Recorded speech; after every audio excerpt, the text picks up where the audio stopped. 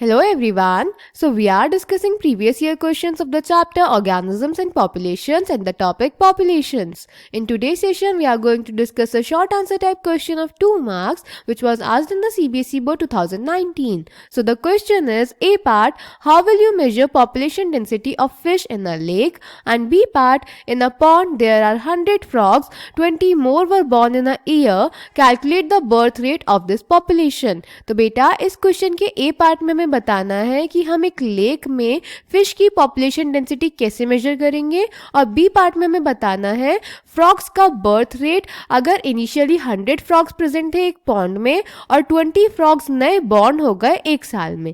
Clear? So let's check the answer. तो बेटा अगर हमें किसी लेक में फिश की पॉपुलेशन डेंसिटी कैलकुलेट करनी है तो उसके लिए हम रिलेटिव डेंसिटी कैलकुलेट करेंगे, यानी हम चेक करेंगे कि एक ट्रैप में कितनी फिशेस फंस रही हैं। ऐसा क्यों? क्योंकि बेटा लेक में जो फिशेस होंगी वो बहुत सारी होंगी। अगर हम सबका नंबर काउंट करने जाएंगे तो उसमें बहुत टाइम लगेगा और ये बहुत डिफिकल्ट टास्क है। इसीलिए ऐसे केसेस में जब पॉपुलेशन ह्यूज होती है तो हम रिलेटिव डेंसिटी का यूज करते हैं। Clear? So answer A part, relative density. The number of fish caught per trap is good enough measure of its total population density in the lake. Total number is not an easily adoptable measure if the population is huge and counting is impossible or very time consuming as in this case, so we consider relative measures. Clear बेटा?